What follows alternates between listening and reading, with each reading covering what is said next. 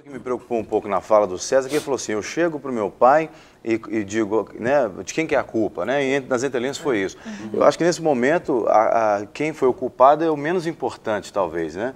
É a família juntar, então, as forças que ainda tem, no caso dele, ele foi reprovado, então ele não teria como recuperar essa série ainda nesses próximos dias, vamos dizer assim. Mas é a família, então, se reunir porque o culpado avaliar já está sendo causas, punido. Né? O culpado, avaliar o que causou isso e o que pode ser feito para corrigir para o ano que vem, nas etapas seguintes da vida dele, ele não passar por essas situações, né? Então é verificar o que causou. Verdade. Você quer falar, Vanessa? Aliás, não precisa levantar o dedo, pode falar, viu? A Vanessa é imperativa, então a gente tem que... A gente trabalha muito na questão, assim, como o menino falou, a questão da culpa. A quem que é culpado? Mas tem um outro lado do assunto. Tem alunos que estudam muito e não conseguem aprender. Sabe? Então, a gente vai, tomou bomba, não passou porque não estudou, porque enrolou o ano inteiro. Existe isso. E o aluno, quando ele faz isso, ele sabe que ele fez. E por isso que, às vezes, ele se sente culpado, porque ele sabe que ele não deu tudo o que ele podia. Mas existe um outro tipo de aluno, concorda, Vanessa? Que ele estuda muito, eu atendo meninos assim, que ele estuda todo dia 1 hora. Tem criança que fica depressiva, porque fica muito chateado, porque estuda e não consegue assimilar o conteúdo, às vezes, por um distúrbio de aprendizagem, por imaturidade. Tem criança que é tão imatura que não consegue aprender o conteúdo de matemática. Ela não tem maturidade para aprender química, aquilo, né? Cognitivamente falando. Por isso que é muito importante os pais buscarem apoio de um profissional para detectar o porquê que o filho não está aprendendo. Pode às vezes ele está estudando da maneira errada. Pode estar estudando da maneira errada. Outra coisa que o João falou é muito interessante, até um pouquinho antes, porque é o seguinte, o professor de matemática é sempre o vilão ou o herói. Já percebeu isso? De física, a mesma coisa. Ou você teve um péssimo professor, você teve um maravilhoso, que é aquele que conseguiu te colocar a matéria na cabeça, né? Por favor, Vanessa. Eu ia falar uma coisa que a Vanessa colocou. A escola sinaliza para as famílias quando o aluno tem uma dificuldade.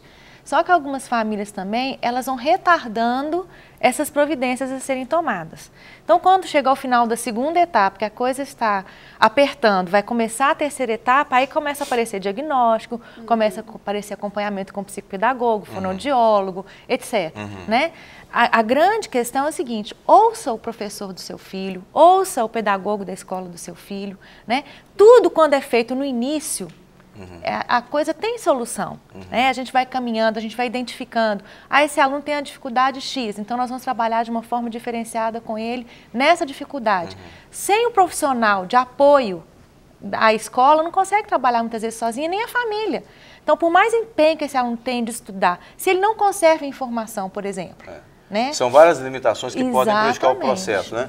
A gente tem um pedagogo na linha, Marcelo, que quer fazer uma pergunta. Alô, bom dia, Marcelo. Oi, bom dia. Seja bem-vindo, viu? Paz do Senhor. Deus te abençoe, a paz do Senhor. Fica à vontade. Amém. Bom dia a todos. Deixa eu perguntar a vocês. Referente à violência ligada ao professor. Tanta violência que a gente está vendo por aí, não se tratando somente da violência física, mas da violência verbal. Verbal, isso mesmo. Como o professor, como vocês veem que o professor deve combater esse tipo de violência, sem deixar que como é que eu posso falar? O processo se perca, né?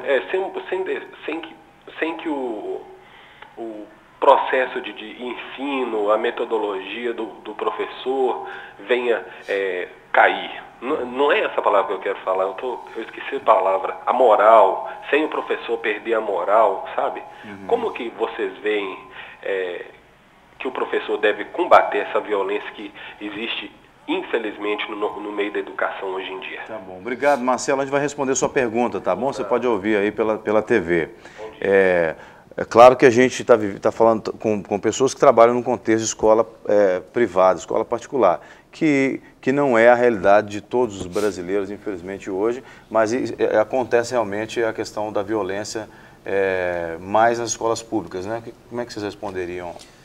Como você falou, eu não tive uma experiência com escola pública ainda, mas eu tenho muitos colegas que trabalham em escola pública e Acontece, às vezes, em escolas particulares no mundo todo, como o caso que vocês noticiaram, né, esse tipo de situação. Mas trazendo aqui para o Brasil, alguns colegas, às vezes, relatam que existem dias que chegam nas escolas e simplesmente foi decretado que não vai haver aula. Não pela direção da escola, mas pelo comando do tráfico.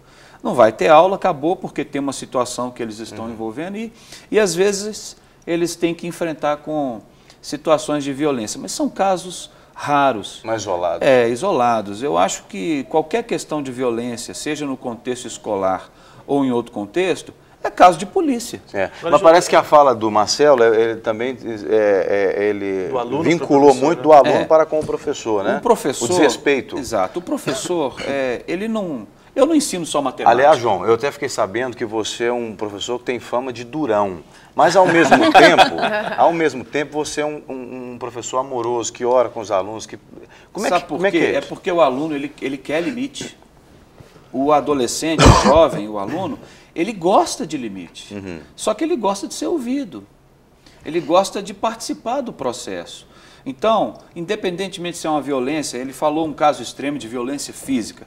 Às vezes acontece de um aluno ficar meio chateado com o professor, ou numa situação que ele não conseguiu, ou que o professor teve que fazer uma avaliação e foi negativa, teve que fazer uma intervenção. Isso é comum, isso acontece. O professor, ele não vai ensinar só a disciplina que ele ministra. Eu não sou só professor de matemática. Um currículo oculto, né, João? A minha personalidade está ali, todo dia ele está tendo contato comigo. Então, seu exemplo de homem, inclusive, né? Eu vou passar para ele muito mais do que só matemática. O professor de história vai ensinar muito mais do que história. Os valores que ele acredita e que são presentes na vida dele vão aparecer e vão influenciar os alunos.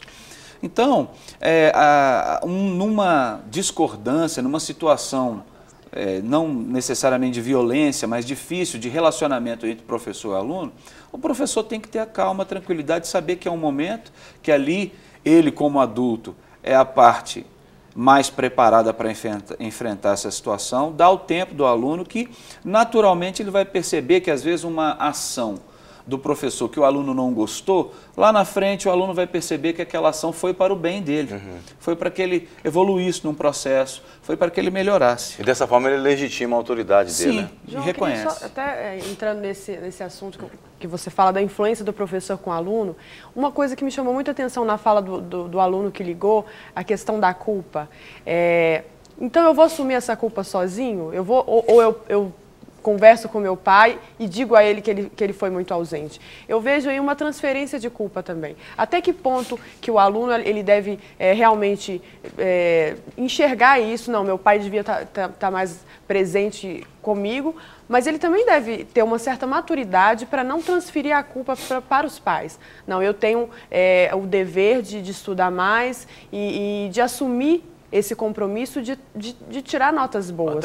Tem que ter um equilíbrio. Né? Exatamente. É como se ele utilizasse uma desculpa. Não estou falando que é o caso desse aluno, mas a gente vê que tem muitos alunos que podem fazer isso. Qual que é o papel da escola para passar isso para o aluno? Olha, você tem um compromisso, você é responsável pelas suas notas, mas também como ali uma ponte com a família também. Olha, vocês também têm um papel importante. Isso é próprio do adolescente. O adolescente, normalmente, ele tem dificuldade, num primeiro momento, de reconhecer a parcela dele de culpa naquela situação. E ele procura transferir isso para a família, para uma situação que ele está vivendo, para o próprio professor, para a escola. Não, o professor que é muito ruim, não, o professor que é maldoso, que é durão demais. Não, lá em casa que eu não tenho condição. Ou a prova foi muito difícil. É natural do adolescente querer transferir essa culpa. Cabe a nós, profissionais da educação, e num trabalho conjunto com a família o tempo inteiro, de mostrar para ele que ele pode fazer uma autoavaliação, que isso não é demérito nenhum, você reconhecer alguma coisa que não está legal, que você não está fazendo legal, não é te desvalorizar. Não, é até grandeza, né? É grandeza, porque o primeiro passo para você evoluir é você reconhecer suas dificuldades. E especificamente na matemática eu falo isso para os alunos. Às vezes o aluno tem vergonha de, eu não vou falar, não vou responder, ou eu não vou ao quadro fazer tal exercício porque eu tenho vergonha se eu errar. Encara o erro a dificuldade como algo negativo. E não, no processo de aprendizagem, o erro, a dificuldade é importantíssimo, porque é só quando ela se apresenta que o professor pode interferir. Esse aluno veio fazer um exercício e apresentou que ele está com uma dificuldade em tal aspecto da matéria. Então é ali que eu vou atuar. Eu não tenho dificuldade nenhuma de falar que eu não sei a raiz quadrada de 1787.